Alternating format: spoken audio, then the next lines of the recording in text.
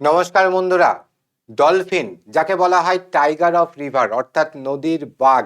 নদীতে ডলফিনের সংখ্যার উপর ভিত্তি করে আমরা জানতে পারি একটি নদীর স্বাস্থ্য সম্পর্কে।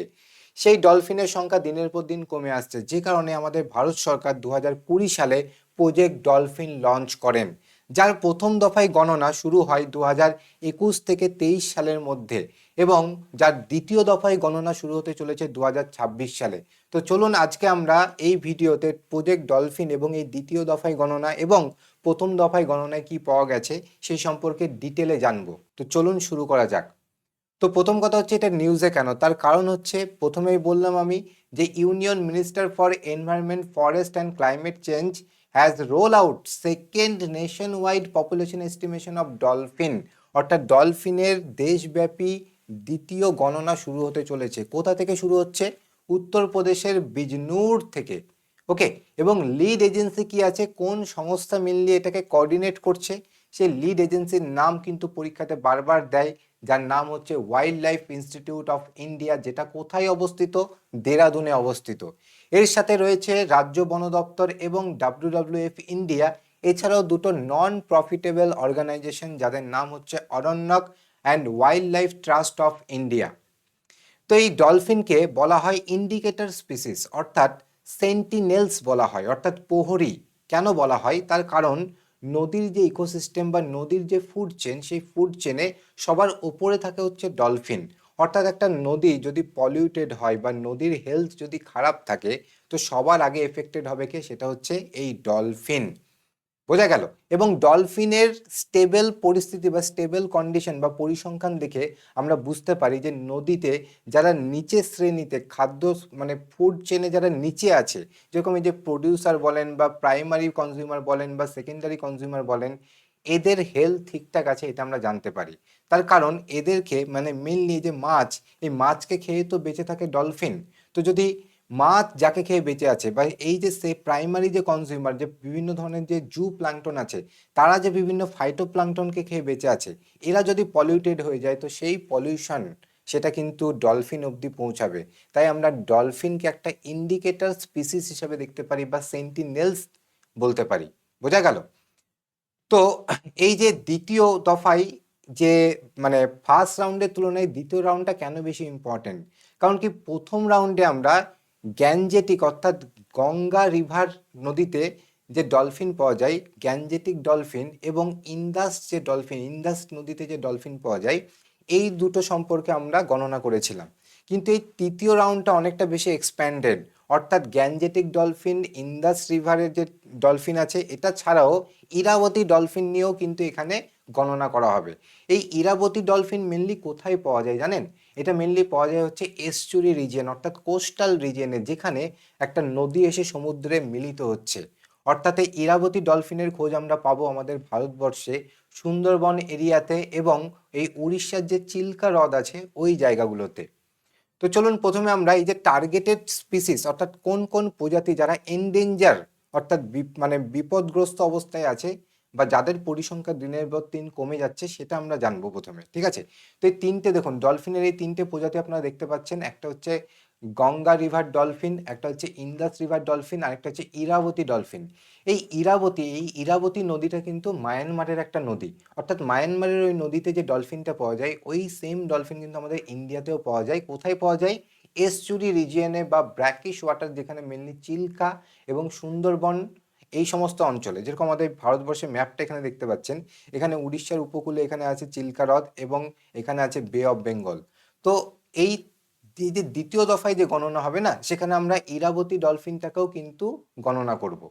তো চলুন এখানে এদের কিছু হ্যাবিটেট দেওয়া আছে, যেরকম দেখে নিন যে গঙ্গা রিভার যে ডলফিন, তার হ্যাবিটেট কোথায়, বাসস্থান কোথায়? তো মেনলি এটা হচ্ছে fresh water only, mainly Ganga Brahmaputra নদীতে বা তার যে উপনদীগুলো আছে সেখানে আমরা এই গঙ্গা বা গ্যাঞ্জেটিক রিভার ডলফিনকে আমরা পাবো। ওকে, ইন্দাস রিভার ডলফিন এটা মেনলি বিয়াস নদীতে আমরা পেয়েছি। ওকে, ভারতবর্ষে যে বিয়াস নদী আছে সেই বিয়াস নদীতে পেয়েছি এবং এটাও কিন্তু ফ্রেশ ওয়াটারেই পাওয়া যায়। ঠিক আছে? এবং দেখুন এদের সম্পর্কে কিছু ইউনিক ট্রেড দেওয়া আছে, যেরকম দেখুন এই যে গঙ্গা রিভার ডলফিন, এটা কিন্তু ব্লাইন্ড হয় এটা। ওকে, অর্থাৎ চোখে কিন্তু এরা দেখতে পায় না। তাহলে এরা স্যার চলাচল কি করে করে? এবং দেখুন এই গঙ্গা রিভার ডলফিনকে কিন্তু আমরা ন্যাশনাল অ্যাকোয়াটিক অ্যানিম্যাল হিসাবে কিন্তু মান্যতা দিয়েছি। তো এরা ব্লাইন্ড হওয়ার পরে এরা চলাচল করে কিভাবে? এখানে একটা টেকনোলজির নাম লেখা আছে দেখুন, ইকো লোকেশন।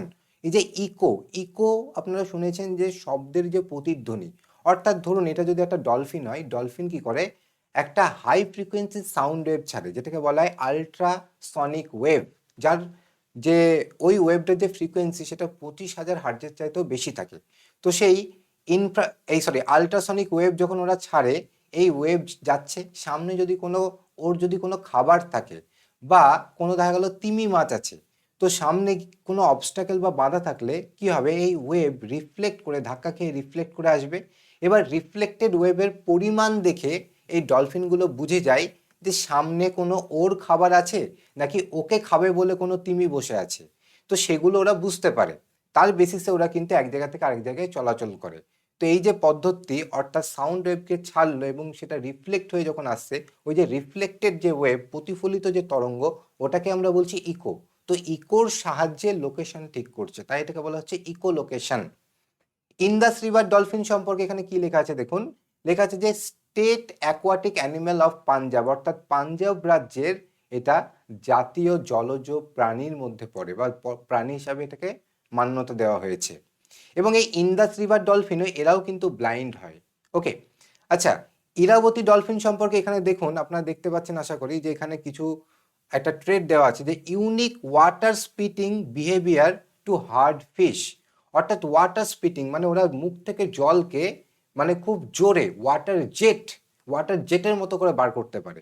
এভাবে কি হয়, ধরুন যারা শ্যালো ওয়াটারে যে মাছগুলো থাকে, তাদেরকে যখন ওয়াটার জেট দিয়ে ধাওয়া করে না, তখন ওয়াটার জেট গিয়ে যখন ওখানে লাগে, তখন মাছগুলো কি একটা নির্দিষ্ট দিকে ধাবিত হয়, আর তখন ডলফিন গিয়ে তাদেরকে ক্যাপচার করে নেয়। এই দেখুন এখানে ছবিটা দেখতে পাচ্ছেন কিভাবে ডলফিন কিন্তু মুখ থেকে ওয়াটার জেট, অর্থাৎ জেটের আকারে ওয়াটারকে নির্গত করছে, হাই স্পিডের ওয়াটারকে নির্গত করছে।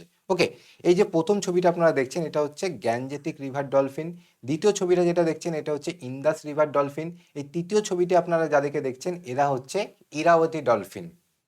তো চলুন এবার দেখুন কি মেথোডোলজি বা কি টেকনোলজি ইউজ করা হচ্ছে। তো প্রথম যে টেকনোলজিটার নাম এখানে দেওয়া আছে দেখুন কি লেখা আছে, অ্যাকোয়াস্টিক মনিটরিং, অর্থাৎ হাইড্রোফোনকে ইউজ করা হয়। কম্পিটিটিভ পরীক্ষায় বারবার প্রশ্ন আসে যে হাইড্রোফোনের কাজ কি। দেখছেন কিভাবে ইম্পর্টেন্ট এরিয়া কারেন্ট অ্যাফেয়ার্সের কোন সমস্ত জায়গাগুলো থেকে প্রশ্ন আসে।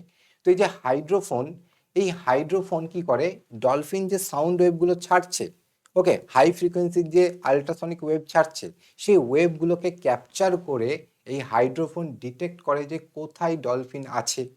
ওকে, তো এখানে একটা দুটো হাইড্রোফোনকে ইউজ করা হয় না, অনেকগুলো হাইড্রোফোনকে ইউজ করা হয় এই ডলফিনের অবস্থান বা ডলফিনের সংখ্যা নির্ণয় করার জন্য। এছাড়া দেখুন ভিজুয়াল অবজারভেশন, মেনলি এদের হ্যাবিটেট কোথায়, হ্যাবিটেট প্যারামিটার অর্থাৎ ডেপথ, টার্বিডিটি বা কোথায় পলিউশন বেশি, এই সমস্ত জিনিসগুলোকে রিসার্চ করার জন্যই মোটে ২৬ জন রিসার্চার ৩টে বোটে করে নেমে পড়েছেন। ওকে, এবং দেখুন ফেজ ওয়াইজ অ্যাপ্রোচ, অর্থাৎ দুটো ফেজে এই গণনা করা হচ্ছে। প্রথম ফেজে কি করা হয়েছে দেখুন, প্রথম ফেজে গঙ্গা নদীর যে মেন স্ট্রিম, সেই মেন স্ট্রিমকে কিন্তু টার্গেট করা হয়েছে, অর্থাৎ বিজনুর থেকে গঙ্গা সাগর অবধি এবং ইন্দাস রিভার, এই দুটো নদীকে প্রথম ফেজে টার্গেট করা হয়েছে। দ্বিতীয় ফেজে কি টার্গেট করা হয়েছে, দ্বিতীয় ফেজে আমরা ব্রহ্মপুত্র, গঙ্গা ট্রিবিউটারি, এছাড়া সুন্দরবন এবং উড়িষ্যা যে উপকূল অঞ্চলগুলো আছে, সেই অঞ্চলগুলোতে যে ইরাবতী ডলফিন পাওয়া যায় তার পরিসংখ্যানও কিন্তু নির্ণয় করা হবে। দেখুন ফার্স্ট রাউন্ড পপুলেশন এস্টিমেশন, যে প্রথম দফায় যে গণনা করা হয়েছিল, তাতে আমরা কতগুলো ডলফিনের সংখ্যা জানতে পেরেছি। তো দেখুন অ্যাপ্রক্সিমেটলি ৬,৩২৭খানা ডলফিনের সংখ্যা বা ডলফিনের সন্ধান আমরা পেয়েছি প্রথম দফার গণনাতে। এবং প্রথম দফায় আমরা এই যে সংখ্যাটা পেয়েছি, এর মধ্যে সবচেয়ে বেশি পরিমাণে ডলফিন কোথায় আছে, তো সেটা হচ্ছে উত্তরপ্রদেশ এবং বিহারে, এবং তারপরে হচ্ছে পশ্চিমবঙ্গ এবং আসাম। ওকে, এবং মেইনলি দেখুন কোন কোন নদীগুলোতে এটা এই ডলফিনগুলোকে পাওয়া গেছে। দেখুন গঙ্গা, যমুনা, চম্বল, গণ্ডক, ঘরঘরা, কোশি, মহানন্দা, ব্রহ্মপুত্র, এই সমস্ত নদীতে। এছাড়াও ইন্দাস রিভার মেইনলি বিয়াস নদীতেও কিন্তু কিছু ডলফিনকে আমরা পেয়েছি। ওকে, চলুন এবার আমরা দেখব মেজর থ্রেটস, কি কারণে ডলফিনের সংখ্যা কমে আসছে। তো প্রথম কারণ দেখুন লেখা আছে যে হ্যাবিটেট ফ্র্যাগমেন্টেশন, অর্থাৎ দেখুন এই ডলফিনগুলো এক জায়গা থেকে আরেক জায়গায় কিন্তু মাইগ্রেট করে এবং তাদের একটা ব্রিডিং জোন আছে, তাদের ফিডিং জোন আছে আলাদা, ঠিক আছে? তো আমরা কি করছি, নদীর ওপরে বিভিন্ন জায়গায় ড্যাম ব্যারেজ বানিয়ে তাদের মুভমেন্টকে রেস্ট্রিক্ট করে দিচ্ছি, তাদের হয়তো ফিডিং জোন বা ব্রিডিং জোনকে আমরা হ্যাম্পার করছি, যে কারণে তাদের সংখ্যা কমে যাওয়ার একটা প্রবণতা দেখা দিচ্ছে।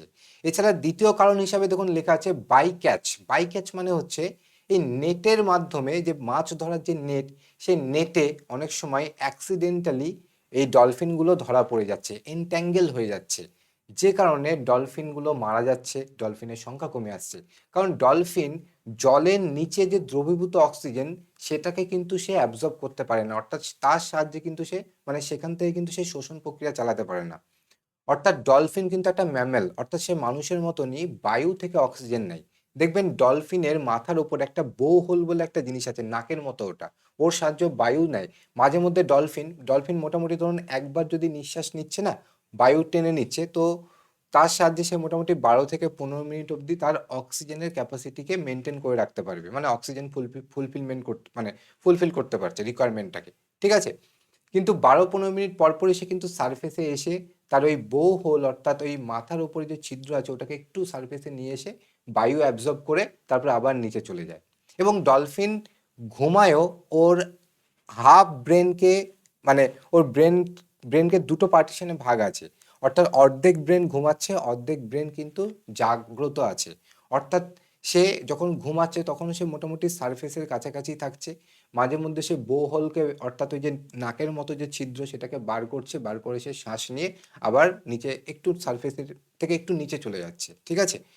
তো যেহেতু ডলফিন জলে দ্রবীভূত অক্সিজেনকে ক্যাপচার করতে পারছে না, তাই ডলফিন যখন নেটে বা জালে আটকে যাচ্ছে তখন কিন্তু তার পক্ষে ভীষণই কঠিন হয়ে যাচ্ছে নিঃশ্বাস প্রক্রিয়াকে মেনটেন করা বা চালনা করা। তো এটা একটা ডলফিনের পরিসংখ্যান কমার কারণ হতে পারে। ওকে, তৃতীয় কারণ এখানে দেওয়া আছে দেখুন পলিউশন। অবভিয়াসলি পলিউশন মানে কিন্তু শুধু কেমিক্যাল পলিউশন নয়, যে নদী নদীকে ঘিরে যে সমস্ত শিল্প গড়ে উঠেছে, শিল্প থেকে যে কেমিক্যাল আসছে শুধু সেটাই নয়, এখানে কিন্তু high level of noise pollution একটা কারণ। অর্থাৎ নদী দিয়ে যখন বড় বড় জাহাজগুলো যাচ্ছে, সেই জাহাজের ইঞ্জিনের যে একটা হাই লেভেল পলিউশন, সেই পলিউশনও কিন্তু এই ডলফিনের পরিসংখ্যান কমাতে ভূমিকা পালন করছে। তো আমরা কি কি প্রোটেকশন মেজার নিয়েছি সেগুলো একটু দেখা যাক। প্রথম মেজার যেটা আমরা নিয়েছি সেটা হচ্ছে প্রজেক্ট ডলফিন শুরু করা, যেটা একটা 10 বছরের প্রজেক্ট টাইগারের পরে। এবং দ্বিতীয় দেখুন যে মেজারমেন্টটা আমরা নিয়েছি সেটা হচ্ছে ন্যাশনাল ডলফিন রিসার্চ সেন্টার আমরা বানিয়েছি, যেটা বিহারে অবস্থিত, যার মেন উদ্দেশ্যই হচ্ছে ডলফিনের বিহেভিয়ারকে স্টাডি করা, তার ফিডিংয়ের জন্য কেমন জায়গা প্রয়োজন, তার সম্পর্কে যাবতীয় সমস্ত কিছু, বা কি কারণে তার সংখ্যা কমে আসছে, তাকে কি করে কনজার্ভ করা যায়, এই সমস্ত বিষয় নিয়ে রিসার্চের জন্য একটা রিসার্চ সেন্টার বানানো হয়েছে। এছাড়া দেখুন বিক্রমশিলা গ্যাঞ্জেটিক ডলফিন স্যাংচুরি বানানো হয়েছে। এই স্যাংচুরি কখন বানানো হয়, যখন কোনো স্পেসিফিক কোনো স্পিসিস এন্ডেঞ্জার কন্ডিশনে আছে তখন তাকে কনজার্ভ করার জন্য আমরা এই ধরনের স্যাংচুরিগুলোকে বানাই। আর মেনলি যেগুলো আমরা ন্যাশনাল পার্ক বানাচ্ছি ওটা একটা হলিস্টিক অ্যাপ্রোচ, ওখানে প্ল্যান্ট অ্যানিম্যাল সব কিছুকেই আমরা সংরক্ষণের জন্য ওগুলো বানিয়ে থাকি।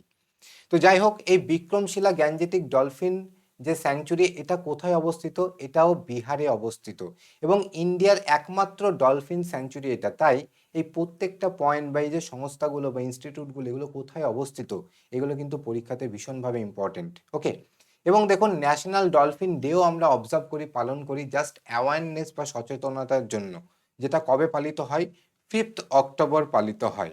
ওকে, তো আশা করি ভিডিওটি আপনাদের ভালো লেগেছে এবং আপনাদেরও যদি কোনো মতামত থাকে যে কিভাবে আমরা এই ডলফিনের সংখ্যাকে কনজার্ভ করতে পারি বা তাদেরকে কিভাবে আমরা একটা ভালো পরিবেশ দিতে পারি এবং নদীর স্বাস্থ্যকে আমরা বাঁচাতে পারি, এই মতামত কিন্তু আপনারা কমেন্ট বক্সে অবশ্যই জানাবেন। Thank you. জয় হিন্দ।